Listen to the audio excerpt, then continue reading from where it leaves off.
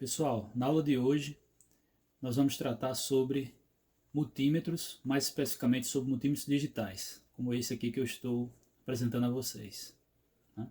Então vamos conhecer aqui os principais recursos e como é que a gente faz para fazer algumas medições com ele. Então, primeiro recurso que a gente vai apresentar do multímetro são as pontas de prova, né? Então aqui eu tenho a ponta de prova preta. Aqui é o encaixe, né, a conexão para encaixar no multímetro.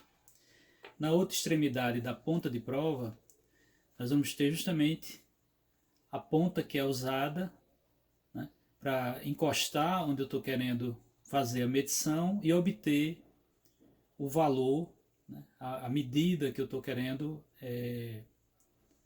observar, né? Então, a ponta de prova preta, ela é encaixada nesse terminal aqui, sempre. Que se você observar, está escrito COM nele, né? Que é o terminal comum. Então, a ponta de prova preta é inserida, é encaixada na porta COM. E daqui ela não sai, né? Já a ponta de prova vermelha, ela é colocada, tanto pode ser colocada nesse terminal aqui, né?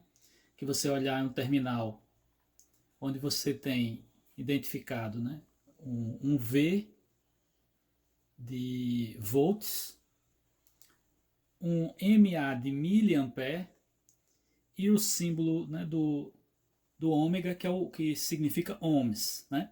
Então, nessa porta aqui, que está identificada com esses símbolos, eu posso medir voltagem, corrente, de baixas correntes e resistência. Então, aí, se eu quero medir voltagem, uma corrente baixa ou uma medida de resistência, eu ponho a ponta de prova vermelha nesse terminal. Na outra ponta, eu tenho um terminal que está marcado 10 amperes, 10A. Então, aqui eu coloco aqui se eu vou usar o multímetro para medir uma corrente já de uma grandeza até 10 amperes, né? Uma grandeza maior. Eu colocaria aqui.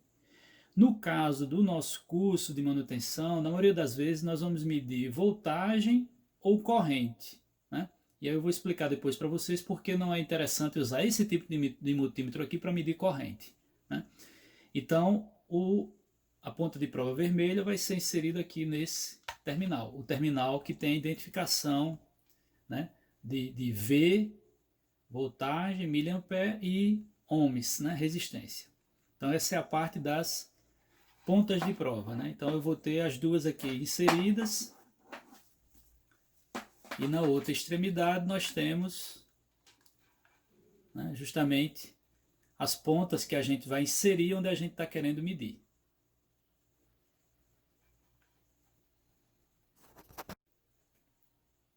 Bem, inseridas as pontas de prova, nós temos um outro recurso aqui no multímetro, que é o seletor, né? Esse seletor aqui, que eu vou selecionar qual é a opção, né? Ou seja, qual é a medição que eu quero fazer. Ele aqui está na posição off, ou seja, está desligado. Então aqui eu tenho, ó, toda uma faixa aqui de escalas e eu tenho um V com dois tracinhos embaixo. Então eu venho aqui quando eu quero medir voltagem em corrente contínua.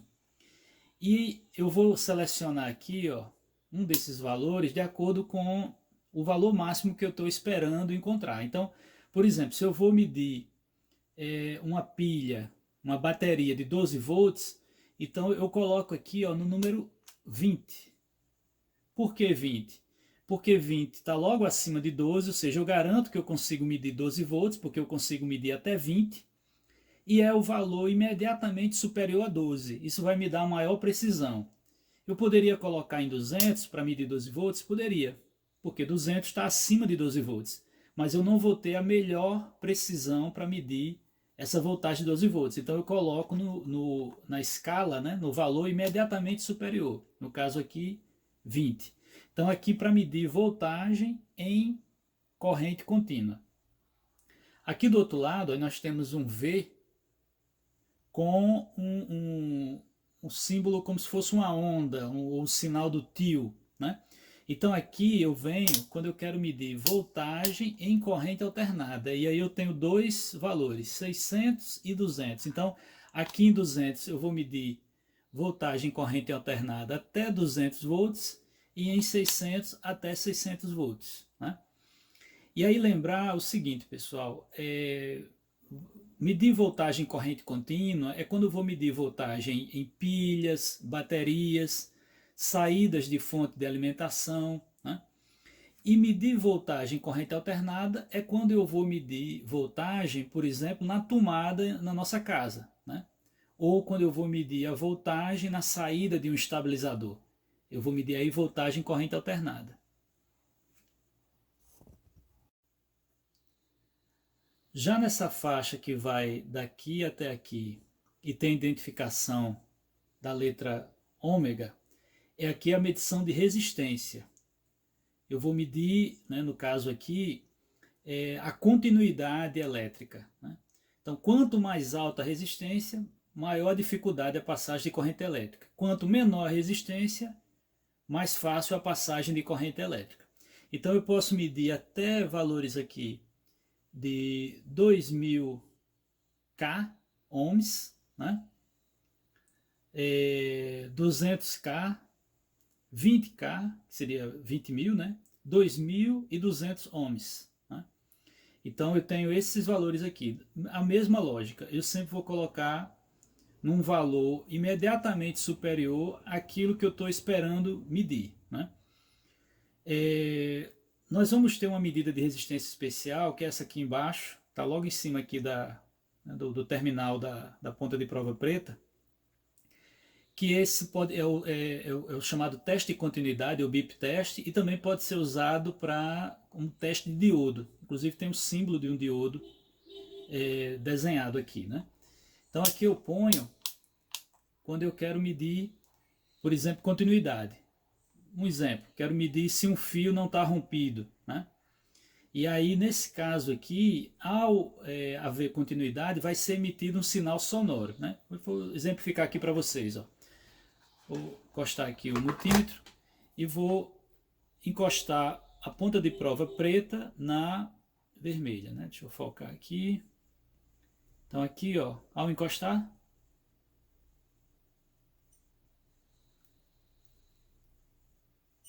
a gente escuta um sinal sonoro. Isso identifica o quê? Que há continuidade elétrica. Lógico, né, que eu estou encostando as duas, então vai ter continuidade elétrica. Mas imagine que entre as duas pontas eu tenho aqui um fio. A gente vai escutar também esse sinal sonoro, né? A não ser que o fio esteja partido. E aí, né, por isso é chamado também de teste de continuidade. Aproveitar aqui para mostrar para vocês um indicador, né, que a maioria dos multímetros digitais tem. Nesse caso aqui, ó, tem um símbolo aqui como se fosse uma bateria. Então, é um indicador de que a pilha, né, utilizada para fornecer energia elétrica para o funcionamento do multímetro, ela está já com a carga baixa, precisa ser substituída. Então você tem esse indicador aqui justamente para você fazer a substituição. E é muito importante, pessoal, sempre utilizar um multímetro com a bateria em boas condições, porque uma bateria fraca vai interferir na qualidade da medição. Então, ao ver esse sinal, providenciar logo a substituição da bateria, da pilha do multímetro. Aqui vamos exemplificar como é que a gente mediria tensão e corrente contínua. Então, o seletor já está na posição de 20 volts, ou seja, vai medir até 20 volts em corrente contínua. E no caso nós vamos medir essa pilha, uma pilha comum. E aí percebam que nós temos o polo positivo e o polo negativo da pilha. No polo positivo a gente vai encostar a ponta vermelha, no polo negativo a ponta preta. Se a gente inverter, colocar a ponta vermelha no polo negativo e a preta no positivo, a única alteração é que a medida de voltagem que vai aparecer aqui no mostrador vai mostrar com o sinal negativo. É o único problema, né, que vai acontecer.